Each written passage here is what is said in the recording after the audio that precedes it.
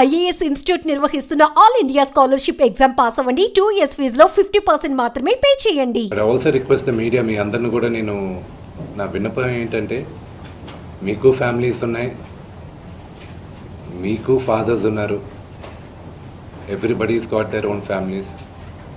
I request you to have a little bit of restrain. That's my only request. And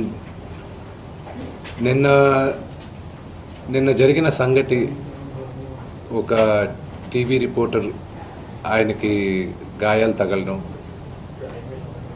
it is really unfortunate. ఉద్దేశపూర్వకంగా ఎవరిని hurt చేయాలని లేదు. నిన్న మీరు visuals చూస్తే, టీవీ విజువల్స్ మీరు కానీ కరెక్ట్గా చూస్తే, గేటు పగలగొట్టుకొని తోసుకొని గేటు ఎరగొట్టి లోపలికి వచ్చేటప్పటికి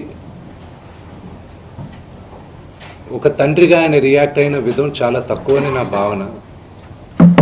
కానీ ఆయన ముందుకొచ్చి, మీరు విజువల్స్ కరెక్ట్గా చూసుకున్నారంటే, ఆయన మీడియా వాళ్ళకి నమస్కరిస్తూ ముందుకొచ్చారు.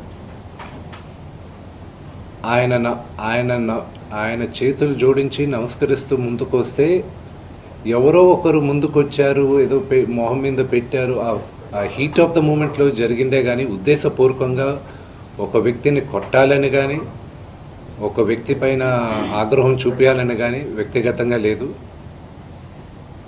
ఆయన గాయపడిన వాళ్ళ ఫ్యామిలీతో నేను టచ్లో ఉన్నాను, వాళ్ళ ఫ్యామిలీ మెంబర్తో మాట్లాడాను. వాళ్ళకి చెప్పాల్సింది మేము చెప్పాం. We're in touch with them and it is a really unfortunate incident. I wish this did not happen. ఇది జరుగుండకూడదు. It's really unfortunate. It happened. We all feel sad for it.